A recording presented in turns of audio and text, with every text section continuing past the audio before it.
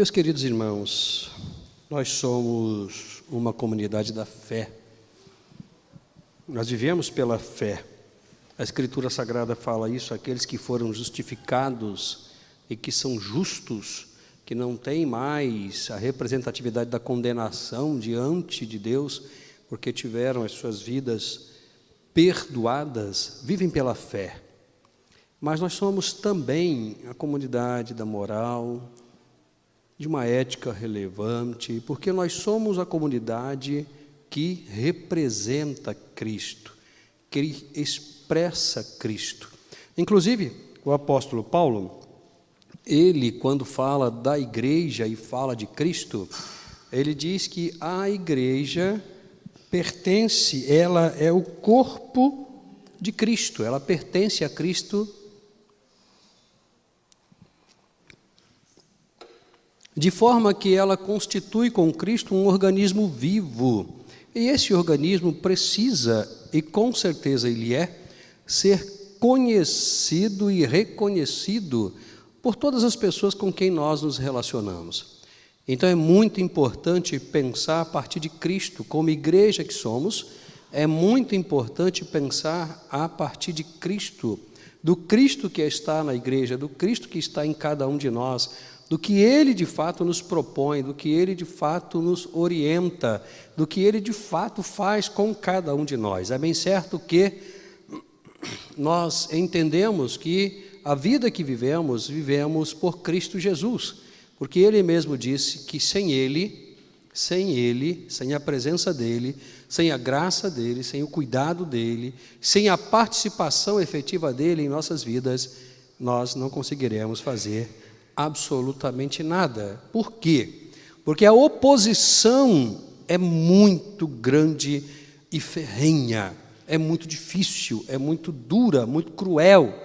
O inferno tem se levantado não apenas contra a igreja, e graças a Deus contra a igreja ele não prevalece, mas ele tem se levantado inclusive a favor do mundo, para criar situações, questões muito delicadas, muito difíceis. Todos os dias, os irmãos são testemunhas disso, porque é só olhar por cima do muro para o vizinho, não?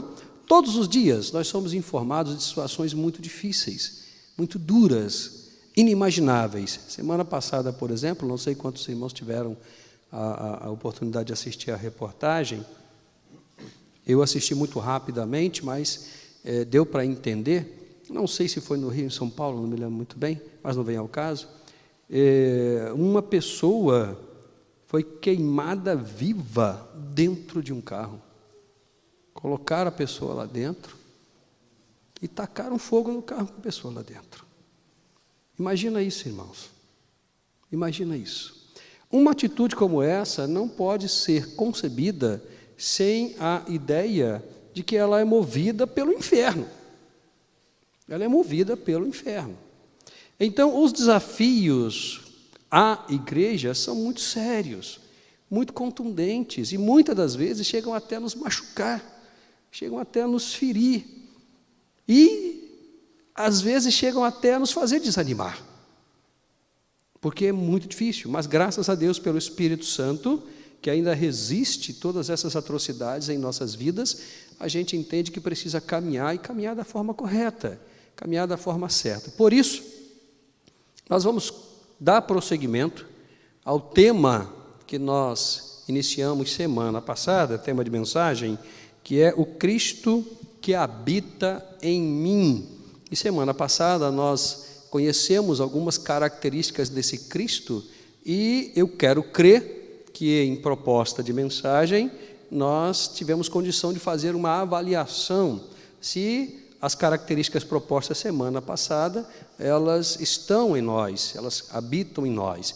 E nós vamos caminhar com mais algumas características hoje, da mesma forma, avaliando, pensando, analisando se de fato elas estão em nós, ou se a gente precisa tê-las em nossa caminhada, porque ainda não as temos. Eu queria te convidar, assim mesmo sentado, a abrir a sua Bíblia, são apenas 2 versículos, na carta aos Gálatas, Nós vamos ler os versos apenas 19 e 20. Carta aos Gálatas.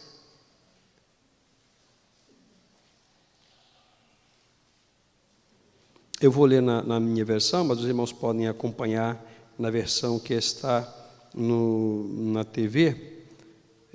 Gálatas, capítulo 2, verso 19 e verso 20, diz assim: Pois pela lei eu morri para a lei, a fim de viver para Deus. Já estou crucificado com Cristo. Portanto, não sou mais eu quem vive, mas é Cristo quem vive em mim. Essa vida que vivo agora no corpo, vivo pela fé no Filho de Deus, que me amou e se entregou por mim. Vamos orar. Obrigado, Deus, por tudo que o Senhor já tem feito. Obrigado pelo primeiro momento, que foi um momento de testemunho, que muito nos alegrou, de ver como o Senhor está trabalhando em sua igreja, pelo tempo de oração, pelas ofertas, pelo louvor. E agora estamos diante do Senhor para receber do Senhor aquilo que o Senhor tem para nos orientar, para nos ensinar. Que a graça do Senhor esteja sobre a minha vida por misericórdia e que nesse tempo eu expresse apenas aquilo que o Senhor deseja que nós comuniquemos a nós mesmos e à Igreja de Cristo Jesus. Em nome dele nós oramos. Amém. Como eu disse, irmãos, a igreja, ela, de certa forma, ela se vê no compromisso de viver uma vida, usando a expressão de Paulo, né? Digna do Evangelho de Jesus Cristo. Na nossa caminhada aí de alguns anos, né? A gente encontra pessoas que acham que a vida cristã é uma vida mágica, que elas vão dobrar o joelho e vão dizer: Senhor, me dá paciência, e vão levantar dali já completamente pacientes. Que elas vão para uma vigília, por exemplo, né? Em busca do fruto do Espírito, né? Da misericórdia, da paz, etc. e tal, e que às 7 horas da manhã, quando a vigília acabar, elas já vão sair dali totalmente espiritualizadas, frutificando, né? Só que a gente esquece algumas coisas. Por exemplo, nenhum fruto nasce grande. Alguém conhece uma jaqueira que você planta hoje, no outro dia, a jaca nasce primeiro que a árvore? Todo fruto começa pequeno, e ele precisa ser tratado, ele precisa ser cuidado, para que ele cresça e cresça bem. Por que eu estou falando isso? Porque quando nós fantasiamos a vida cristã, quando nós achamos que as coisas vão acontecer num toque de mágica, nós nos isentamos da responsabilidade de vivermos uma vida digna do Evangelho de Jesus Cristo. Nós nos isentamos de frutificar da forma correta. Nós nos isentamos de construir uma santidade com base na moral, com base na espiritualidade da forma correta. E nós achamos que as coisas vão acontecer pura e simplesmente. O Evangelho não nos orienta a termos uma vida cristã construída de forma fantasiosa ou de forma mágica. Se você lê os evangelhos como um todo, se você lê as cartas dos apóstolos, se você lê até o Antigo Testamento, você vai ver como esses homens, como algumas mulheres, lutaram, batalharam para manter a integridade, para sustentar a espiritualidade e para dar bom testemunho da graça de Deus ou de Cristo Jesus, no caso do Antigo Testamento. É preciso olhar para Jesus e ver que Jesus teve uma vida espiritual e moralmente correta. É preciso prestar atenção, porque a vida que Jesus viveu é a vida que nós devemos viver, porque é a vida correta, é a vida certa, é a vida que glorifica a Deus, é a vida que exalta o nome do Senhor Jesus. Mas, pastor, o senhor está dizendo para a gente que então a gente precisa pensar de forma responsável a nossa caminhada cristã? Sim, sim, é claro que sim. É isso que eu estou dizendo, porque é dessa forma que Cristo viveu. Senão, a gente pode perceber, por exemplo, mais alguns atributos, mais algumas questões, mais algumas atitudes de Cristo Jesus e avaliar se Ele estando em nós, lembra? Se alguém observar as minhas palavras, nós lemos semana passada, eu e o Pai viremos e faremos nele morada. Faremos nele morada. E mais um pouco acima, ele diz, e o Espírito Santo também. Ele vai estar com vocês, ele vai estar em vocês e ele vai orientar vocês. Então, se você olhar para você nesse momento, o que você consegue ver em sua vida é a Trindade, habitando em você. Você é templo dele. Nós somos templos dele.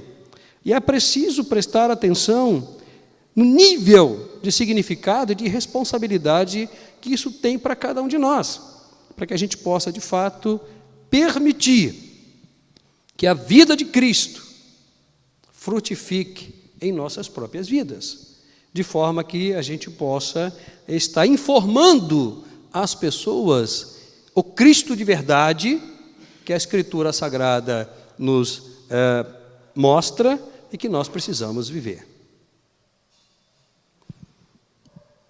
Se não, vejamos mais algumas atitudes, mais alguns atributos. O Cristo que habita em nós, ele é misericordioso. Misericordioso. A gente pode definir, irmãos, a misericórdia não apenas como pena. Não apenas como pena. Aliás, eu queria enfatizar uma convicção minha.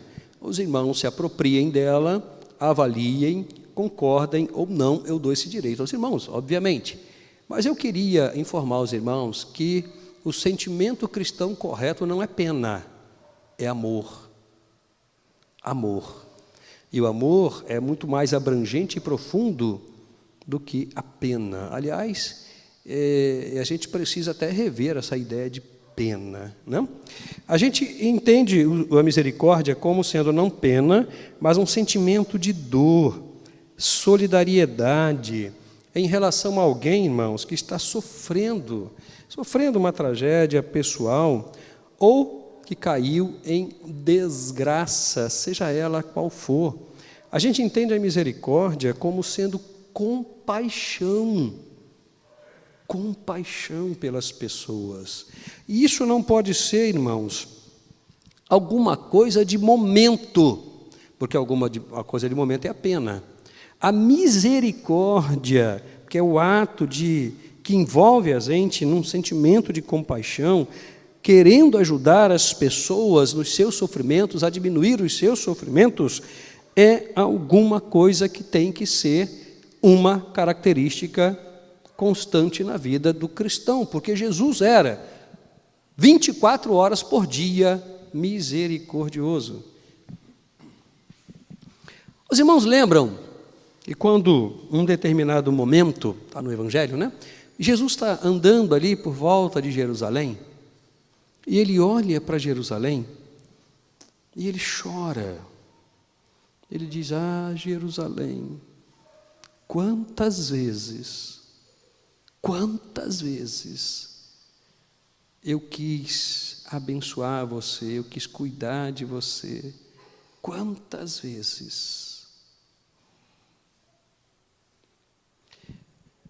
Os irmãos lembram que o Evangelho de João diz o seguinte, ele veio para aqueles que eram seus, mas eles não o receberam, eles não o aceitaram. Mas se você continuar lendo o Evangelho de João, você vai ver que, mesmo tendo sido rejeitado, ele não desistiu daqueles que eram seus. Ele não desistiu. Por quê? Porque ele conhecia a natureza humana, a miserabilidade, o estado de desgraça. E aí, irmãos, a gente quer entender a desgraça não apenas como um momento horrível da vida do ser humano, mas o que é muito mais sério, como um momento de total ausência da graça de Deus na vida da pessoa. E sabe o que acontece na vida de uma pessoa que não tem a graça de Deus? Quem não tem a graça de Deus tem a presença da desgraça do inimigo. O próprio Cristo falou isso: você tem 2 senhores, você não pode servir aos 2. Os 2 possuem características específicas, os 2 possuem atributos específicos, finalidades e objetivos específicos. Um veio para dar a vida, o outro veio para trazer a morte. Um veio para a alegria e para a graça, outro veio para a tristeza, destruição e desgraça. Essa é uma lei do mundo espiritual que se aplica à nossa realidade. Se você não tem a graça de Deus presente em sua vida, o que você tem presente é a desgraça do inimigo. E a ausência da graça significa o que de pior pode existir na vida de uma pessoa. Por isso, a gente chega no nível de ver uma pessoa sendo queimada viva dentro de um carro e ninguém fazia absolutamente nada. E quem o fez ainda sair gargalhando, ainda sair sorrindo, porque não tem misericórdia. Não tem misericórdia, não se compadece das pessoas, não se sente triste com a tristeza do outro, não se sente triste com a situação de miséria, de pobreza espiritual, principalmente espiritual do semelhante. Mas o Cristo que habita em nós, Ele é misericordioso. Olha o que diz Efésios capítulo 2, versículos 4 e versículo 5. Deus que é rico em misericórdia, pelo imenso amor com que nos amou, estando nós ainda mortos em nossos pecados, deu-nos vida juntamente com Cristo. Pela graça sois salvos. Olha a presença da graça gerando salvação, aonde a presença da desgraça gerava perdição. A graça chega, superabunda, transborda, vai além da desgraça e promove vida. Mas isso porque o início do versículo diz: Ele é rico em misericórdia. Ele é capaz de olhar para a gente e ter compaixão, e ter o desejo e de cuidar de cada um de nós.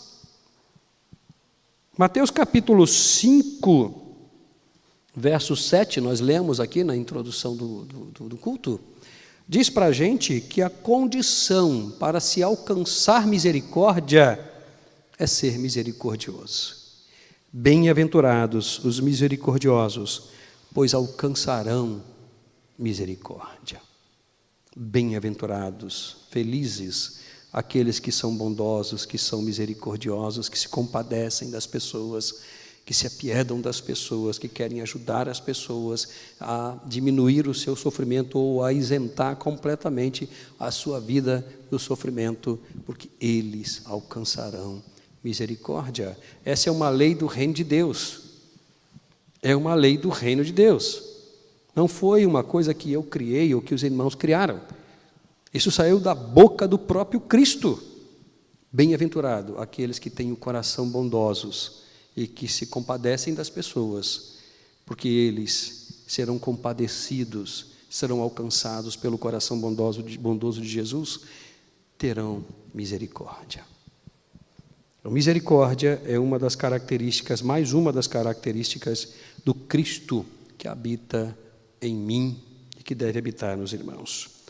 Segundo atributo, o Cristo que habita em mim é moralmente irrepreensível. Moralmente irrepreensível. A gente faz uma confusão muito grande, irmãos, eu preciso explicar isso para os irmãos, entre moral e ética. São coisas que andam juntas, estão, de certa forma, dentro de um único modelo literário, mas são conceitos diferentes. A moral é um conjunto de regras, de costumes de forma de pensar, que vai definir o comportamento de um grupo social. A igreja é um grupo social, ela possui uma moral, a moral cristã. Ela possui uma forma de pensar, ela possui uma forma de caminhar, ela possui uma forma de praticar as suas atividades. Isso é moral. Isso é moral. A gente trata a imoralidade com a avaliação do comportamento, e aí a gente toma decisão como igreja, principalmente como igreja batista, que é uma igreja democrática. Vamos perdoar, vamos corrigir, vamos ser cirúrgicos, ou seja, vamos dispensar. Nós, quando avaliamos o comportamento da igreja ou dos irmãos da igreja, nós estamos com base na moral de Cristo, na moral cristã. A ética não. A ética é uma filosofia, a ética é um critério de avaliação da moral, por isso ela está acima da moral. Mas a ética não estabelece o costume, quem estabelece o costume é a moral. A ética é apenas uma teoria que avalia a moral e diz, olha, isso aqui está correto, isso aqui não está correto. Mas a ética não nos interessa nesse momento, por quê? Porque o que nos interessa é a moral irrepreensível de Cristo Jesus, ou seja, tudo o que Cristo fazia, pensava, falava, era irrepreensível. Irrepreensível. 1 de Pedro, capítulo 2, verso 22, falando a respeito de Jesus, disse: Ele não cometeu pecado, nem engano algum foi achado em sua boca. Ele não cometeu pecado, nem engano algum foi achado em sua boca. Ele foi irrepreensível, ou seja, em momento nenhum, ninguém podia repreendê-lo em palavras, atos ou pensamentos. Se o Cristo que habita em mim é irrepreensível, nós precisamos e podemos ser também irrepreensíveis. Filipenses capítulo 2, Paulo diz o seguinte, com relação às nossas atividades, com relação aos nossos comportamentos. Ele vai dizer o seguinte: fazei todas as coisas, sem queixas, nem discórdia, para que vos torneis filhos de Deus, irrepreensíveis, sinceros e íntegros, no meio de uma geração corrupta e perversa, na qual resplandeceis como luminares no mundo. Olha isso, irmãos. Olha isso. O texto não nos diz que nós vivemos em um mundo bonito, belíssimo. Ele vai dizer o seguinte: essa geração é corrupta, essa geração é perversa, essa geração é má, porque eles vivem na desgraça, eles não vivem na graça. E vocês vivem no meio dessa geração. Vocês caminham com eles todos os dias.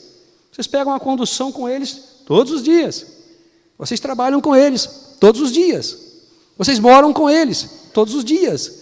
Eles são seus vizinhos, da frente, de trás e dos lados. Essa geração que ainda não recebeu a graça de Deus, os valores delas são a perversidade, a maldade, a corrupção.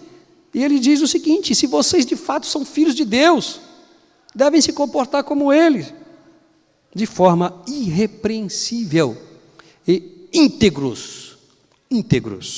Sobre integridade, irmãos, eu queria falar o seguinte: a integridade.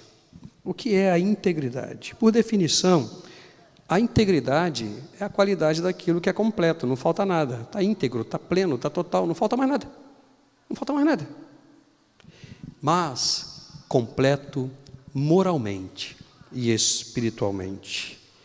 A integridade é a qualidade de quem tem conduta reta, de quem é uma pessoa de honra, educada, justa, perfeito em suas condutas, pensamentos e palavras. Falar em honra hoje, numa geração bem contemporânea, é quase que uma situação difícil, é quase que pregar no deserto. Porque essa é uma das palavras menos conhecidas da nossa geração. Honra. Honra. Talvez os irmãos aqui, os mais experientes, né? Lembrem de uma frase ou de alguma coisa nesse sentido. É o seguinte: eu vivi numa época, os irmãos devem pensar isso, né? Onde a palavra do meu pai ou a palavra do meu avô tinha peso. Eu chegava no mercado, os irmãos devem ter ouvido isso e devem ter falado isso. Eu chegava no mercado e dizia assim: eu quero isso, isso, e semana que vem eu te pago. E a pessoa dava porque sabia que na semana seguinte você ia pagar. Porque tinha honra. Você tinha honra. A pessoa descansava, dava para você. Você fazia a compra e não pagava nada. Dizia: semana que vem eu venho aqui e te pago. E a pessoa dava. Hoje, irmãos, está difícil. Não é impossível, mas está difícil. Integridade, honra, moral elevada. Cristo que habita em nós possui essas características. Meus irmãos, infelizmente, como eu disse no início, né? A igreja, ela sofre pressão contrária aos valores do Cristo que habita nela. Nós temos situações muito desagradáveis, muito difíceis, que lutam contra a nossa integridade. Uma das situações muito difíceis, mas muito presente no nosso ambiente, quando eu digo ambiente, eu não estou falando necessariamente na igreja, mas também na igreja, é a traição. A traição. Esposo traindo a esposa traindo o esposo. A traição. Alguns ambientes, irmãos, são muito propícios a isso. E como cristãos, nós que estamos vivendo esses ambientes, até porque a gente não vive no mundo paralelo, a gente não vive no metaverso, a gente está no mesmo ambiente que todo mundo. Nós que vivemos nesses ambientes, nós precisamos ter cuidado. 3 ambientes muito desafiadores à moralidade, à integridade. O primeiro deles, por incrível que pareça, é a família. A família. Quantos esposos, quantos maridos não estão satisfeitos com as suas esposas e traem a sua esposa? Quantas esposas não estão satisfeitas com seus maridos e traem os seus maridos? Isso, num ambiente fora da igreja, se tornou muito comum. A gente tem aí o poliamor, que hoje já é legalizado por contrato. Você pode ter um casamento, não, mas um contrato de relacionamento, onde a moça pode ter 2, 3 esposos, maridos, sei lá como é o nome que se dá, ou o contrário, viverem na mesma casa, no mesmo ambiente. Traição. Ambiente de trabalho. Irmãos, ambiente de trabalho, olha, irmãos, é um ambiente muito próprio à traição. Às vezes as pessoas querem evoluir, elas se entregam à devassidão, se entregam à imoralidade, aos prazeres, em troca de uma promoção, em troca de ganhar um pouco mais. E por fim, um ambiente de estudo, universidade, a escola. É o namorado que fica com a coleguinha, é a namorada que fica com um colega e trai o namorado. Um ambiente propício a esse tipo de situação. São ambientes nos quais nós vivemos. Nós estamos lá. Uma geração corrupta, uma geração perversa, uma geração que não tem moral, uma geração que não tem honra, uma geração que não tem integridade. E é lá, o texto diz que nós devemos brilhar como luz. É lá que a gente deve viver os valores do Cristo que habita em nós. Moralidade, integridade, honestidade, sinceridade, bondade. É lá. Lembra? Não se acende uma lâmpada no meio de um monte de outra lâmpada. Não se acende uma vela no meio de um monte de vela ou se esconde ela. Você tem que colocar onde estão as trevas para que ela brilhe. É lá que Ele nos chama a viver a vida moral irrepreensível que Ele nos propõe. Terceira característica do Cristo que habita em nós: espiritualidade correta. Espiritualidade correta. Cristo era um homem espiritual, muito espiritual. A espiritualidade bíblica, irmãos, ela é definida pela união do fiel com Deus, desenvolvendo na vida do fiel o fruto do Espírito. Não vamos confundir, irmãos, espiritualidade com práticas litúrgicas ou religiosas. Não vamos confundir espiritualidade com cantar um hino, com pregar. Não vamos confundir com roupa. Não façam isso. Isso são princípios que têm que ser observados, fazem parte de um processo de culto. Tudo bem e Deus abençoa, mas espiritualidade é coisa mais profunda, é comunhão com Deus, que desenvolve o fruto do Espírito na vida do cristão. Olha o que Paulo diz aos Gálatas ainda no capítulo 5, né? Ele diz o seguinte: mas o fruto do Espírito é, olha isso, irmãos, Paulo, praticamente em todas as suas cartas, ele vai trabalhar a mesma temática. O fruto do Espírito é amor, alegria, paz, paciência, benignidade, bondade, fidelidade, amabilidade e domínio próprio. Olha a questão da integridade, de ser irrepreensível. Contra essas coisas não existe lei. Quem pratica o fruto do Espírito é irrepreensível. Não pode ser repreendido, porque não abre espaço para ser repreendido, porque as suas práticas são boas. O seu comportamento é bom, a sua conduta é boa, porque o fruto é isso, é amor, alegria, paz, paciência, benignidade, bondade, fidelidade, amabilidade e domínio próprio. Aí eu queria explicar uma coisa bem objetiva aos irmãos. Você continuar lendo o texto, você vai ver que Paulo diz o seguinte: mas os frutos da carne.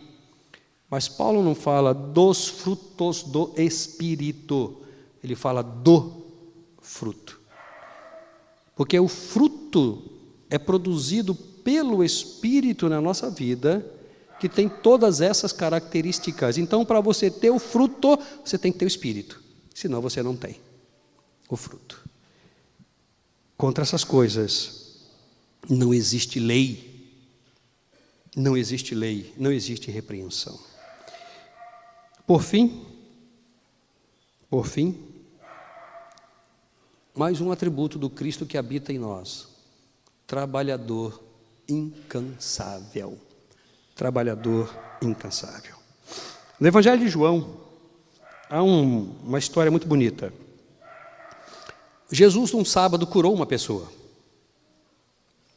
E ele foi repreendido por isso. Ele foi chamado a atenção por isso. Porque era costume, era tradição. Os religiosos vivem de costume. Os seguidores de Jesus vivem de princípios. Princípios são muito mais importantes e valiosos do que costumes. Porque o próprio Cristo disse que os costumes religiosos invalidam a palavra de Deus. Mas eles, com base nos costumes, foram a Jesus. Repreenderam Jesus: você não poderia curar. Porque curar no sábado era trabalho. Onde já se viu cura ser trabalho?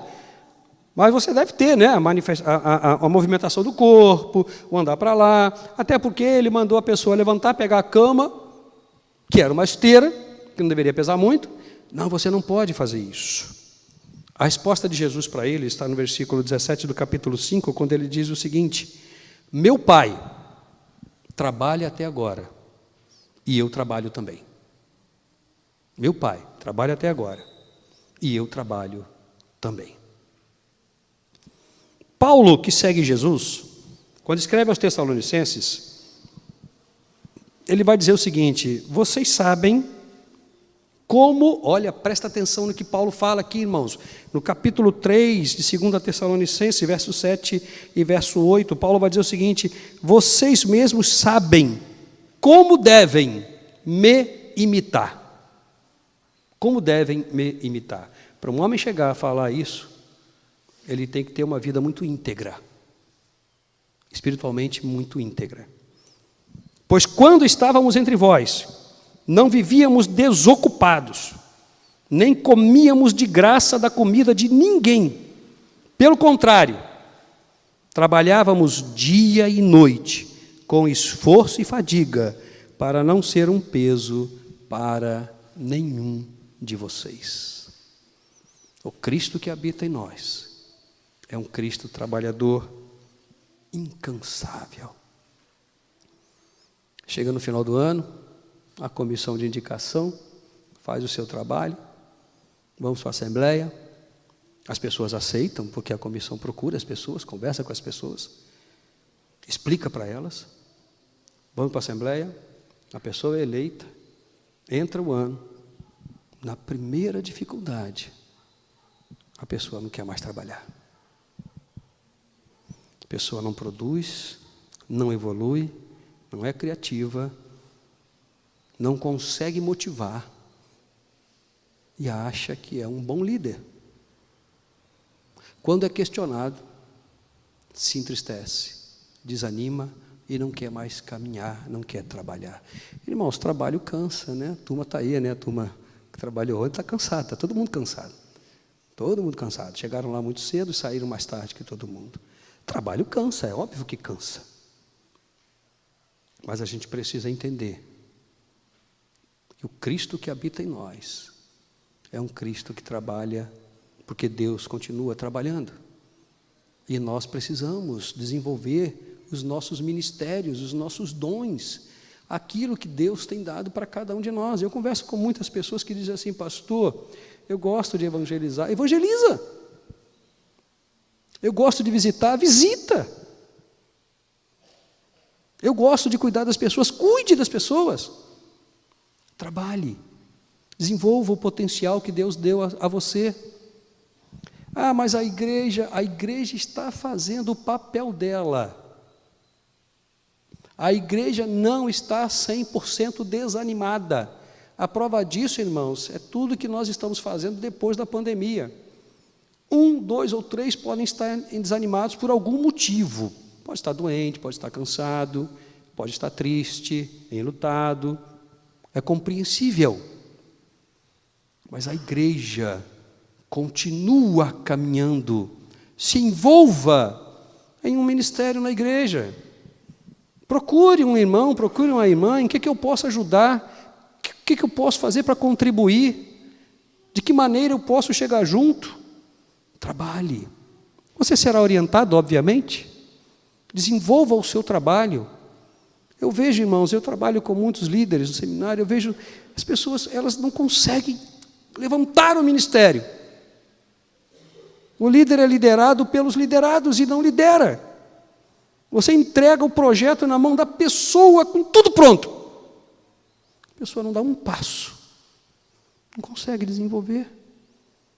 Não consegue. Mas o Cristo que habita em mim é um trabalhador incansável, porque Ele sabe que o nosso descanso não está nesse mundo, mas está na eternidade, nos aguardando. Vinde benditos de meu Pai, possuí por herança o que está preparado para vocês. Meus irmãos, o Cristo que habita em nós é trabalhador, é espiritualmente correto, é moralmente irrepreensível e é misericordioso. Olhe para a sua vida e veja se você possui essas características. Veja se de fato Ele está em você. Eu não estou dizendo que Ele não está. Ele está em você, latente, potente, querendo sair, querendo frutificar, querendo fazer de você um cristão melhor, querendo fazer de você uma pessoa melhor. Está aí. A única pessoa que o impede de frutificar em sua vida é você mesmo. É você mesmo. Mas Ele está aí pacientemente esperando você entender, abrir o coração e dizer: frutifica, Senhor, frutifica, porque a vida que eu vivo precisa ser vivida no Senhor. Eu não vivo mais, mas Cristo vive em mim. Amém?